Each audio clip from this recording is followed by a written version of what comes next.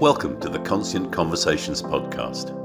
I'm Nigel Stevens, and in this podcast, I interview key people working in the data center, technology, and telecommunications industries.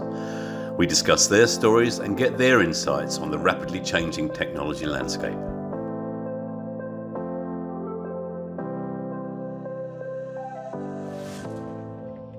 Welcome to Conscient Conversations podcast. Today, I'm joined by Darren Webb, CEO of Evolution Data Centers.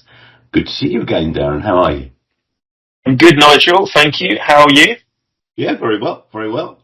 I thought before we start, we'd perhaps you could give everyone a quick introduction of kind of who you are and what you do at Evo. Yeah, I mean, that's a great question. One I have to remind myself of occasionally. So I'm one of the co-founders, along with Ed Martin Sperry, and we founded Evolution now 5 years ago, actually, during COVID, funny enough, and we saw an opportunity or a gap in the market, which I guess is how many entrepreneurial stories start. And what was that gap? Well, the what were called the tier one markets, Australia, Hong Kong, Singapore, were incredibly busy for data centers, but we didn't really see that kind of growth out into the emerging markets in Southeast Asia. And that created an opportunity, but not enough on its own. Where we saw another angle, so the kind of second fork of the strategy was sustainability. Now, 5 years ago, not actually that many data centers were talking about sustainability in all frankness. It was kind of it became a tag on maybe a couple of years later. Now, of course, everyone talks about it, and that's good because it should be spoken about by everyone. But I believe we were one of the first to kind of focus on it as a core part of our strategy. But what does it mean? Because sustainability is a big word, a long word, but it means a lot of things for different people. For us, I like to boil it down and try to keep it relatively simple in terms of, well, what does that mean in practice? Because it's very easy to talk about sustainability. It's a lot harder to execute. So for us, we really focus on securing renewable power, organic renewable power. So what does that mean? That means that we're in markets, the emerging markets that actually have organic renewable power. So whether it's geothermal in the Philippines or solar in Thailand or offshore wind in Vietnam, the reality is it is there in the market. Now, the regulatory position, how to access that power, can be challenging. But this is what I said 5 years ago, and is what I believe today. We believe we can overcome regulatory challenges because it's paperwork, it's admin, it's legal stuff, but it's overcomable. What you can't overcome is where renewable energy doesn't exist. So if you look at Singapore and Hong Kong as the two traditional hubs, they don't have the land, they don't have the offshore, they don't have the geothermal. They're never going to be a big renewable player. So we wanted to be in markets where we could combine the two things, Nigel. So the market opportunity, i.e. these markets were at the cusp of cloud adoption, and also where we could build more sustainable data centers using renewable energy. Brilliant. Evolution is quite different to most of the data center operators we talk to. Would you like to sort of tell us a bit more about that difference? Yeah, I mean, look, as I just said previously, no doubt you can't talk to a data center operator, a data center CEO without sustainability being one of the first words that comes out of their mouth. And for, as an event this week, and certainly I see some great things happen out of Europe, particularly the Nordics, where there's an excess of renewable energy. But in Asia it's a little bit different, and we don't have we have hot temperatures, humidity, so reusing excess heat, for instance, is just not something that's very plausible for us, certainly at the moment. So I do think we're a little bit different. I'll give you an actual example of that to bring it to life. I'm almost completely against carbon credits. In fact, I personally dislike carbon credits massively. Why? Because I think all they really do is facilitate a middleman making money, and the whole point is to decarbonize, not to just create a value chain where some financiers are making more money. So I'm completely against carbon credits, and is that a criticism of many operators that use them? Yes, it is a criticism, because that's not going to help emissions in a local market. So, for instance, an operator in Jakarta, terrible the quality of air is not good. They bought some carbon credits in the US maybe, and they're applying them to their Jakarta asset. tell me what that does for the emissions in the local market. The answer is nothing. The emissions are still getting kicked out into the air.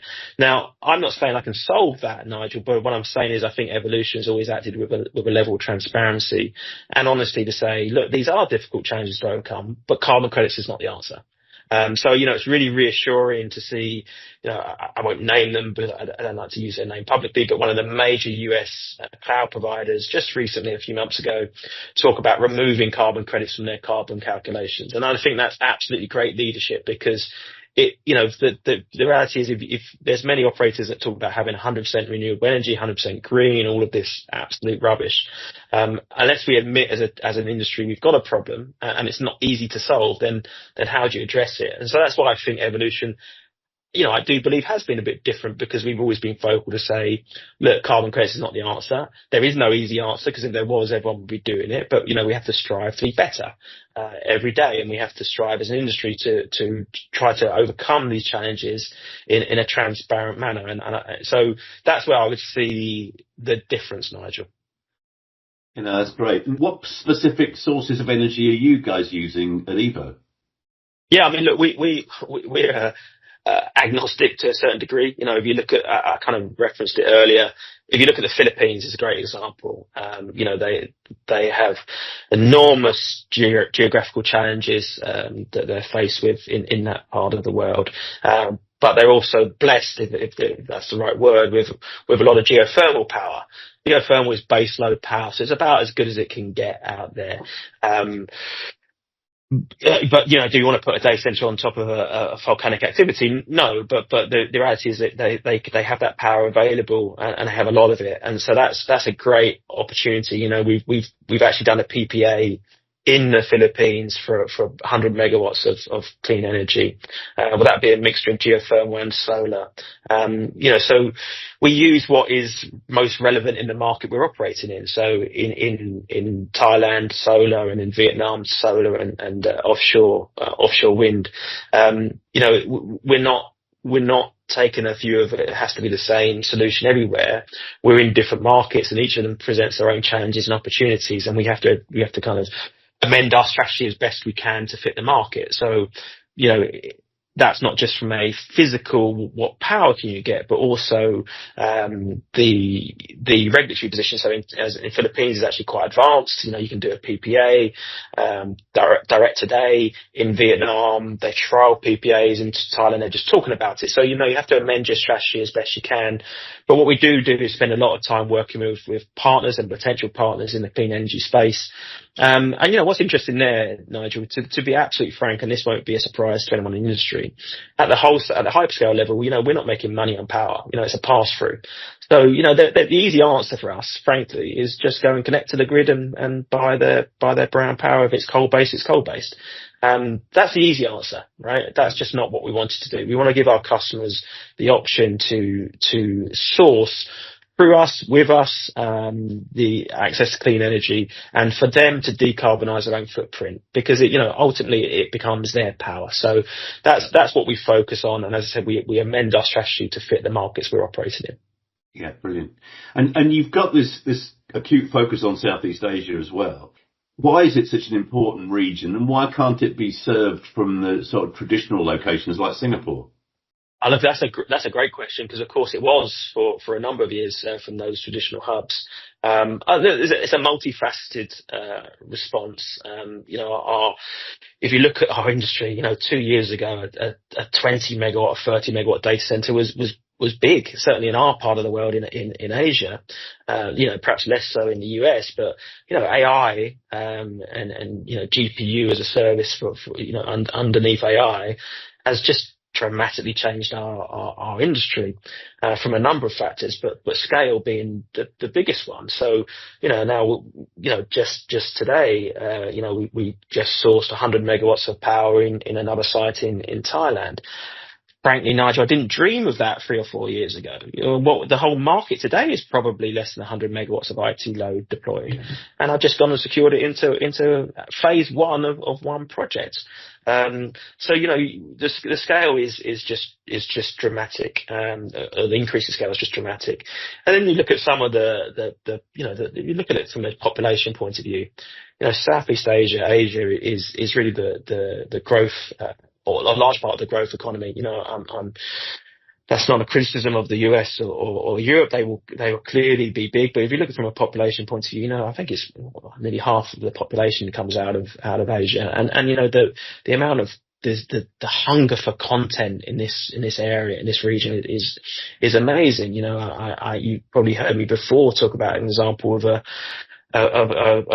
Grab driver, a taxi driver in the Philippines that will have 3 or 4 devices going at any one time. And you wonder, how do they do this 11 hours a day of social media usage? You get in a taxi and you straight away you see it because, it's on constantly, whilst they're driving, there's a video playing. So, the amount of content and therefore the content providers will desire to be close to their customers and to localize their content, obviously is there. From the cloud point of view, cloud adoption is clearly slower than it has been in Europe and North America. So there's a lot of opportunity for cloud adoption. So, just all of it, you put all these factors together and it really becomes, and of course the scarcity of supply and price points of data centers in the tier 1 markets. There are many reasons why what were called the tier 2 markets, and I hope that's a name we kind of drop at some point. These growth markets is enormous, and so there's that. Again, I can't say I foresaw all of those impact, particularly the AI part, but certainly from a population and a desire for content, really strong and up and coming.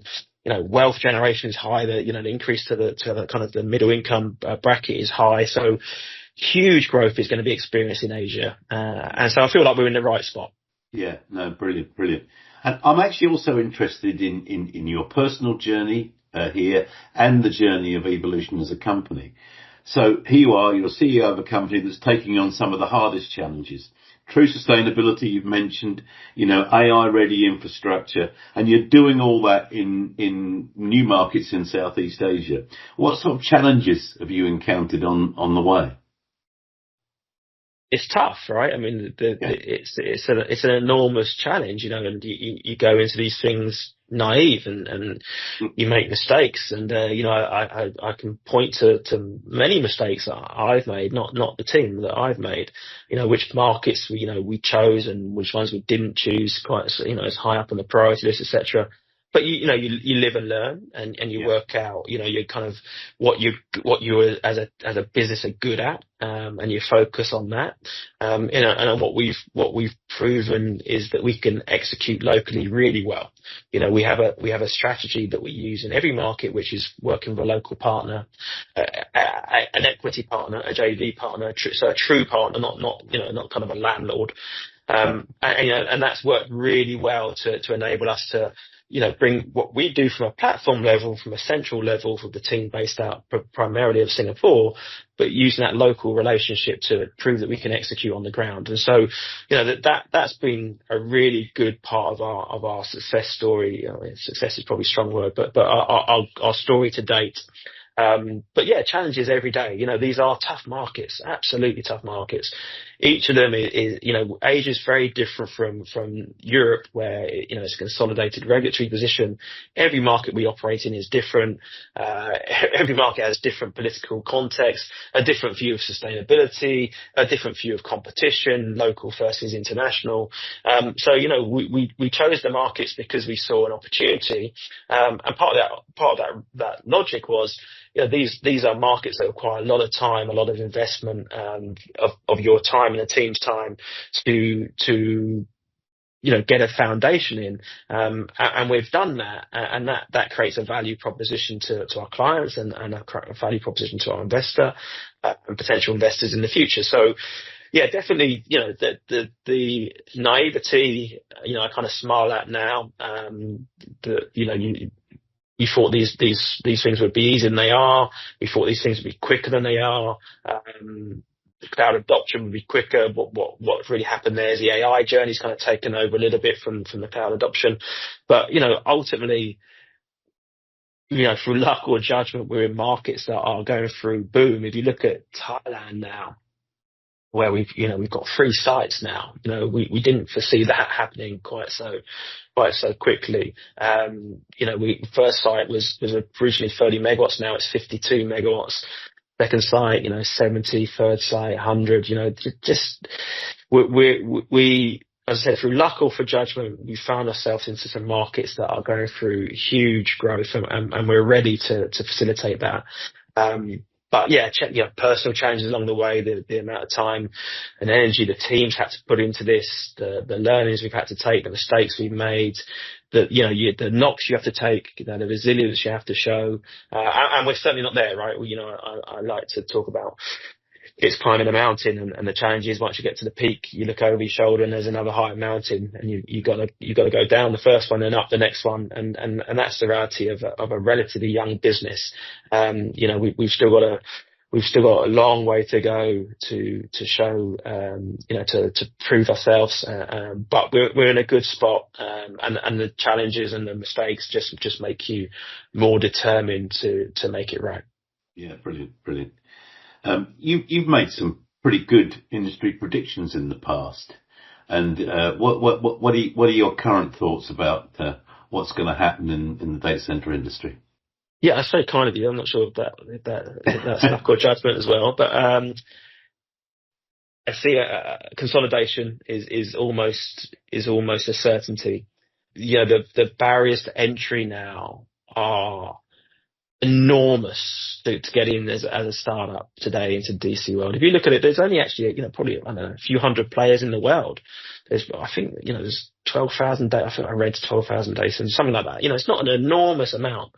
You think, wow, you're kind of breaking into a very small community. But the difference is, Nigel, today than it was 5 years ago is the amount of capital you need to play. Right. So, we weren't fortunate because we kind of deserved what we achieved, but, we worked with a great investor, a top 10 global PE. But, no one has limitless money, right? And so now the ticket price to get in, 2-3 years ago may have been, 300, 400, 500 million. Now, arguably, you're talking about billions because, one data set, one campus, 100 megawatts could be $1 billion. And, that's not insignificant. So I think we see consolidation. We see the big guys snapping up some of the smaller guys.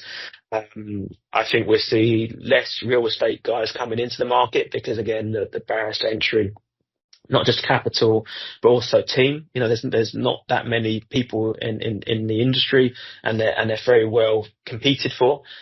So yeah, I think that will happen. I think we will. My second prediction is an unfortunate one. Really, I think we will see a step down, a step away from some of the decarbonisation targets that have been set.